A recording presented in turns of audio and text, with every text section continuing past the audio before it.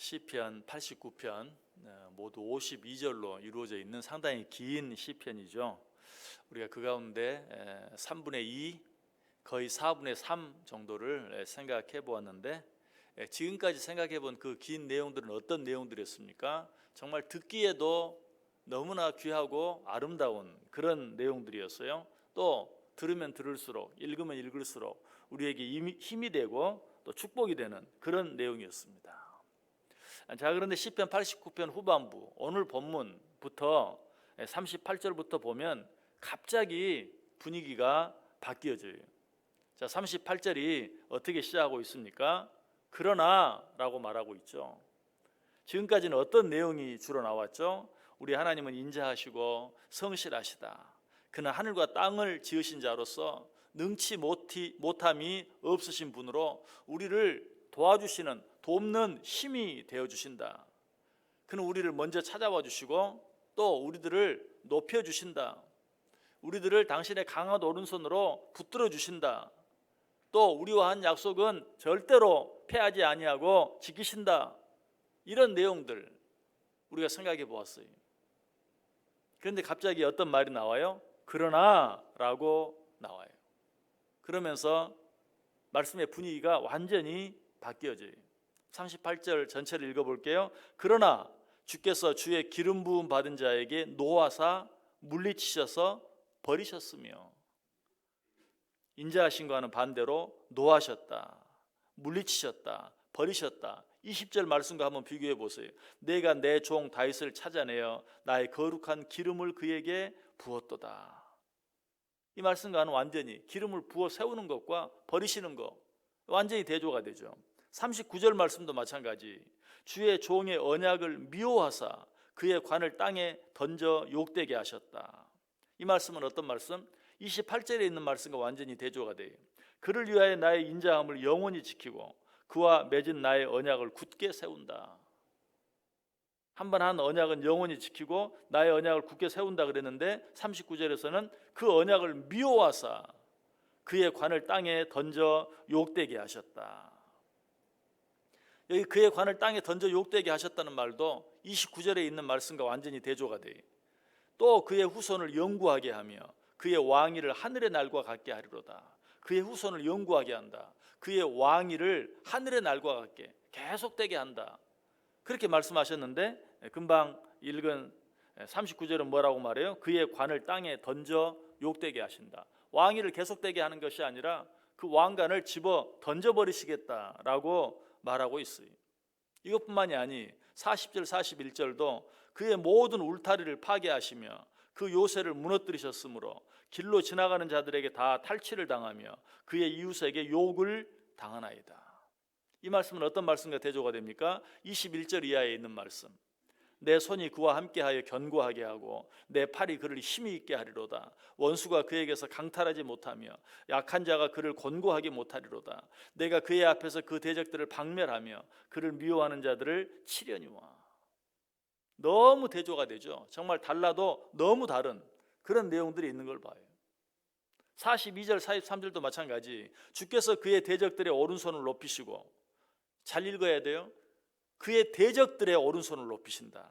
그들의 모든 원수들은 기쁘게 하셨으나 그의 칼날은 둔하게 하사 그가 전장에서 더 이상 버티지 못하게 하셨다. 대적들은 잘되게 하고 원수들은 기뻐하게 하고, 오히려 당신의 택한 자들은 어때요? 그의 칼날은 둔하게 되고 그가 전장에서 더 이상 버티지 못하게, 결국은 패배하게 만들고 마신다라고 말하고 있어요. 이 말씀도 24절 말씀과 한번 비교해 보세요. 나의 성실함과 인자함이 그와 함께하리니 내 이름으로 말미암아 그의 뿔이 높아지리로다. 하나님께 택하신 자들의 뿔이 높아질 것이다 라고 말했는데 정반대죠. 그의 칼날은 둔하게 하사 그가 전장에서 더 이상 버티지 못하게, 패배하게 만들고야 마셨다. 마지막 부분인 44절과 45절 말씀도 마찬가지. 그의 영광을 그치게 하시고 그의 왕위를 땅에 엎으셨으며 그의 젊은 날들을 짧게 하시고 그를 수치로 덮으셨나이다. 정말 한마디 한마디, 어디 한마디 좋은 말이 없고 다 욕이 되고 수치가 되고 화가 되고 망하게 되고 하는 그런 내용들만 계속해서 나오는 것을 봐요. 이 말씀도 36절과 37절 말씀과 비교가 돼요. 그의 후손이 장구하고 그의 왕위는 해같이 내 앞에 항상 있으며 또 궁창의 확실한 증인인 달같이 영원히 견고하게 되리라 하셨도다. 우리 지난 시간에 바로 생각해 본 그런 말씀이죠. 왜 하나님께서 지금까지 한 모든 말씀을 일거에 뒤집어 엎는, 지금까지 한 모든 말씀과는 전혀 다른, 어떻게 보면 앞뒤가 맞지 않는 것 같이 느껴지는 이런 말씀들을 계속해서 하고 있는가? 이런 말씀들을 통해서 우리가 얻을 수 있는 교훈은 무엇인가? 사실 그 답은 어제 아침에 이미 말씀드렸어요. 그 답이 무엇입니까? 하나님께서 우리에게 하신 약속들은 절대로 폐기하지 않으시고 반드시 지키신다. 언제까지? 끝까지 지키신다. 그러나 그 말씀의 의미가 하나님의 약속 아래 있는 자들에게는 그 어떤 어려움도 없을 것이라는 말은 아니다. 하나님께서는 우리와 한 약속을 반드시 지키시기 때문에 우리가 잘못했을 때 어때요? 우리를 포기할 수 없기 때문에, 우리를 그대로 버리실 수 없기 때문에 어떻게 하신다? 징계하신다. 매를 드신다. 회초리를 드신다. 그래서 오늘 읽은 이 말씀들을 보면 하나님 우리 버리셨네. 하나님 우리 끝까지 함께 해준다고 하고 약속을 잊어버리셨네. 우리를 포기하셨네. 하나님 마음이 변하셨네 라고 말할 수 있지만, 생각할 수 있지만 그게 아니라는 거죠. 우리를 버릴 수 없고 포기할 수 없고, 우리가 잘못했다고 해서 약속을 없는 것으로 만드실 수 없기 때문에 어떻게 해야 돼요? 우리를 돌이켜 놓아야 돼요. 그러기 위해서 어떻게 하십니까? 우리가 방금 읽은 그 험한 말씀들처럼 매를 드시고 회초리를 드시고 채찍을 드시고 우리를 징계하실 수밖에 없다는 사실이. 그러므로 우리는 이런 일들을 당할 때 어떻게 해야 합니까? 하나님을 향해 원망하고 불평하고 하나님 왜 이러십니까? 라고 말할 것이 아니라 오히려 그 반대로 생각을 해야죠. 하나님은 아직도 나를 버리시지 않았구나. 아직도 나를 포기하지 않으셨구나. 아직도 나를 잡아 당기고 계시는구나. 아직도 내가 돌아오기를 기다리고 계시는구나. 하나님은 아직도 나를 보고 계시는구나. 속히 돌이켜야 돼요. 그리고 하나님 앞에 나아가야 돼요. 무엇보다 이런 일들을 보면서 우리들이 꼭 기억해야 될 것은 하나님께는 이렇게 할 수 있는 권세도 있다는 사실, 하나님은 이렇게도 하실 수 있는 분이라는 사실을 알아야 돼요. 하나님은 우리를 사랑하시고, 하나님은 우리에게 끝까지 참아주시고, 하나님은 우리를 기다려주시고, 하나님은 우리에게 힘을 주시고, 하나님은 우리를 붙잡아주시고, 하나님은 우리를 높여주시고, 하나님은 우리를 축복하시고, 이것만 기억할 것이 아니라 때로는 어때요? 하나님께서 우리를 한없이 낮추실 때도 있다는 것이. 성경이 그렇게 이야기하죠. 여호와는 가난하게도 하시고 부하게도 하시고 높이기도 하시고 낮추기도 하신다. 우리는 우리 듣기 좋은 것만 생각해. 우리 하나님은 부하게 해주시는 하나님, 우리 하나님은 우리를 높여주시는 하나님. 그러나 성경은 그렇게만 말하지 않아요. 부하게도 하시고 가난하게도 하시고 높이기도 하시고 낮추기도 하시고. 그래서 하나님 우리를 부하게 해주시고 높여주실 때는 할렐루야 아멘 하면서도 우리를 때때로 가난하게 하시고 낮추실 때는 어때요? 하나님 왜 이러십니까? 하나님 정말 약속 지키시는 분 맞습니까? 하나님 우리 하나님 맞습니까? 나를 사랑하시는 거 맞습니까? 그럼 하나님 뭐라고 말씀하시겠어요? 내가 너에게 뭐라고 그랬느냐?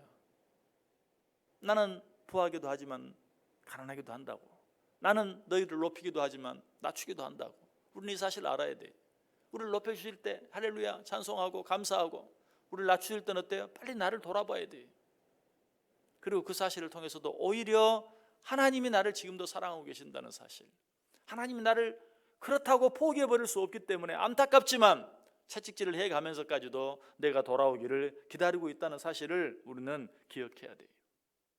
무엇보다 우리가 한 가지 꼭 기억해야 될 것은 하나님께서 나를 그처럼 낮추실 때는 정말로 그 나를 낮추시는 것과는 비교할 수 없는 만큼 나를 높이실 계획을 갖고 계신다는 사실을 믿어야 돼요.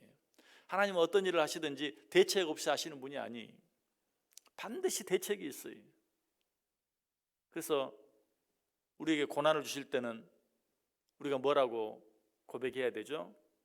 내가 받는 이 고난은 장차 받을 영광과 촉히 비교할 수 없도다.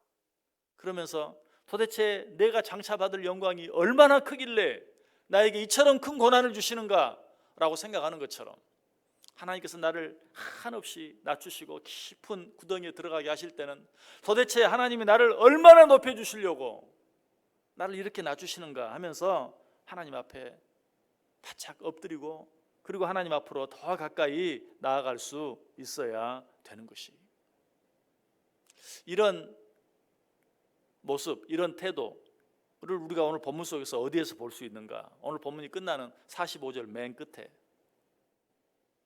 셀라, 셀라. 여러분 무슨 뜻이죠? 여기서 좀 쉬어라 라는 뜻이라고 그랬죠. 지금 너무 힘들어요. 하나님 나를 힘들게, 하나님이 나를 너무 낮춰요. 그럴 때 고개 바짝 쳐들고 하나님 왜 이러십니까? 하나님 나에게 약속하셨지 않습니까? 가 아니라 거기서는 조용히 쉬어야 돼. 그리고 나를 돌아봐야 돼. 그리고 다시 한번 하나님이 나에게 주신 약속들을 기억해낼 수 있어야 돼. 거기서 쉬어야 돼. 우리는요, 하나님이 나를 눕혀놓지 않으면 쉬지 않아요. 위를 바라보지 않아요.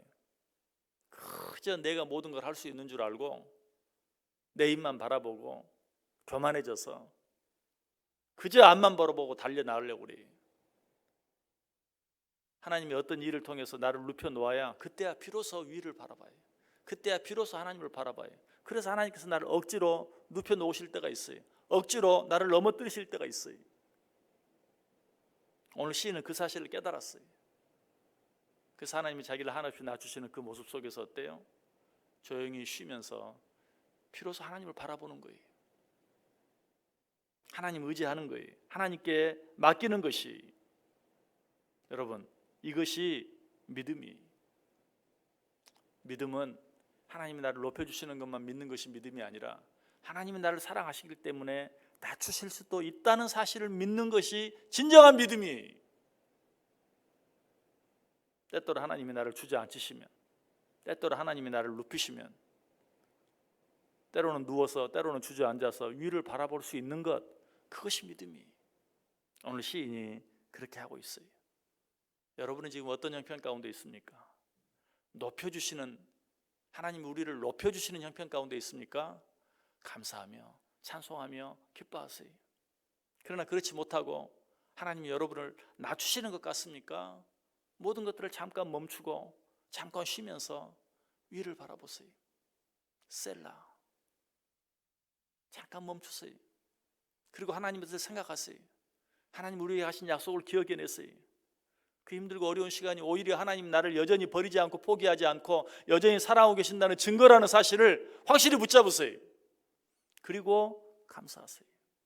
그렇게 하면 하나님이 어떻게 하십니까? 때가 되면 또 나를 높여주시는 것이죠. 이것이 우리 하나님이, 이 사실을 믿는 것이 믿음이. 이 믿음 가지고 우리의 형편이 이러든지 저러든지 그것 때문에 실망하거나 낙심하거나 상처받지 아니하고 오히려 승리할 수 있는 저와 여러분 꼭 될 수 있기를 주님의 이름으로 간절히 축원합니다.